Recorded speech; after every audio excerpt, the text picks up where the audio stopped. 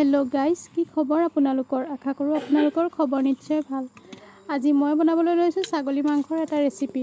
তাৰ কাৰণে মই ল'লোঁ খাহী মাংস আৰু মাংসখিনি মই এটা কুকাৰত ভালদৰে ধুই লোৱাৰ পিছত কুকাৰটোত দিলোঁ আৰু এতিয়া তাতে মই এটা নেমু পাত দি 2-3টা হুইচেল মৰাই ল'লোঁ। তাৰপিছত এতিয়া এয়া দেখিছেনে মাংসখিনি ওলাই ল'লোঁ আৰু এতিয়া আলু আৰু পিঁয়াজখিনি কাটি লৈ প্ৰথমে মই আলুখিনি ফ্ৰাই কৰি লৈছোঁ।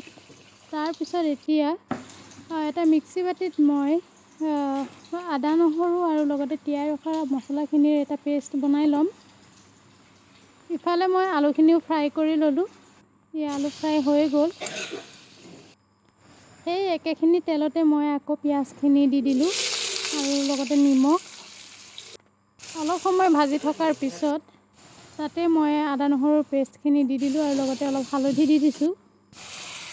তাৰপিছত আকৌ মই মাংসখিনি পিঁয়াজখিনিৰ লগতে দি ভালদৰে লাহে লাহেকৈ লৰাই থাকিলোঁ।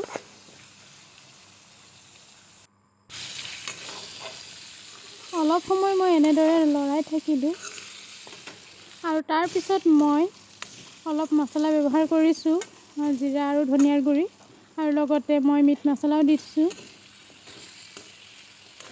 কম পৰিমাণে দিছোঁ, মই মছলাটো বেছিকৈ ব্যৱহাৰ কৰা নাই। এতিয়া আকৌ আলুখিনি দিয়াৰ পিছত ভালদৰে গোটেইখিনি মিক্স কৰি এনেদৰে লৰাই থাকিলোঁ।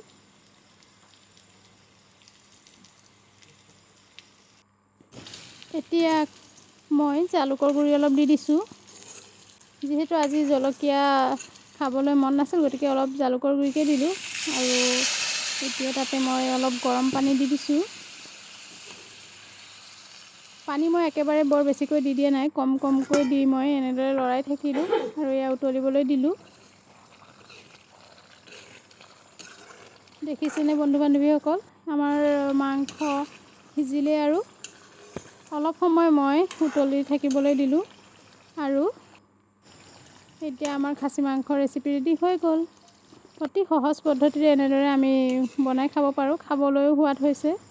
আপোনালোকে বাৰু আমাৰ ৰেচিপিটো চাই কেনেকুৱা পালে জনাবলৈ নাপাহৰিব আৰু আমাৰ ভিডিঅ'টি যদি চাই ভাল পাইছে তেতিয়াহ'লে লাইক কৰিব আৰু আমাৰ চেনেলটো ছাবস্ক্ৰাইব কৰি দিবলৈ নাপাহৰিব। ভিডিঅ'টি চোৱাৰ কাৰণে আপোনালোকক ধন্যবাদ।